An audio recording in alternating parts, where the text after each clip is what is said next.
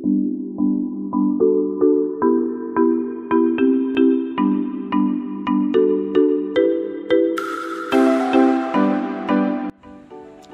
বন্ধুরা, মুক্তি রান্নাঘরে সবাইকে স্বাগত। আজকে আমি রান্না করব নারকেল দিয়ে চিংড়ি মাছ ভাপা।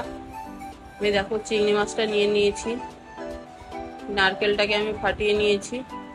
এখন আমি নারকেলটাকে কুড়িয়ে নিয়ে আর চিংড়ি মাছটাকে কেটে নিয়ে আসছি। নারকেলটাকে কুড়িয়ে নিয়েছি, চিংড়ি মাছটাকে আমি বেছে নিয়েছি। এখন একটা মিক্সার জারে আমি দিয়ে দিচ্ছি নারকেলটাকে পেস্ট করানোর জন্য।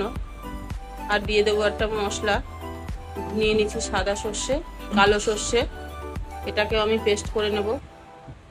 নারকেল আর সর্ষেটা আমি পেস্ট করে নিয়েছি। এখন একটা টিফিন বক্সের মধ্যে আমি দিয়ে দিলাম চিংড়ি মাছ, দিয়ে দিলাম লঙ্কার গুঁড়ো, নুন, হলুদ, সর্ষে বাটা,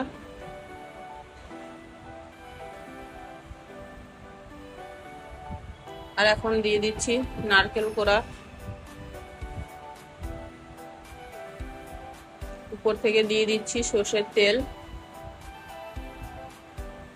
এখন এই সব কিছুকে আমি একসঙ্গে ভালো করে মেখে নেব।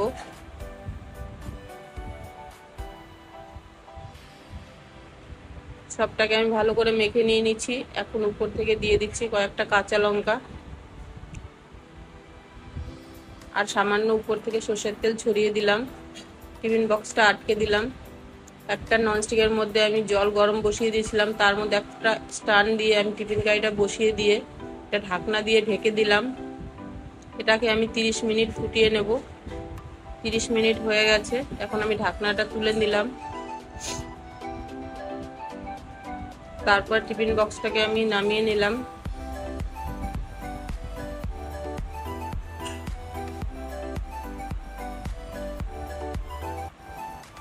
টিফিন কারিটাকে আমি এখন খুলে নিচ্ছি।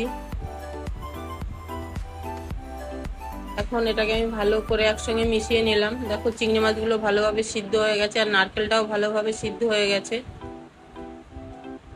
আমার রেসিপিটা যদি আপনাদের ভালো লাগে তাহলে সাবস্ক্রাইব করবেন আর কমেন্ট করে জানাবেন। তাহলে দেখা হচ্ছে পরের রেসিপিতে।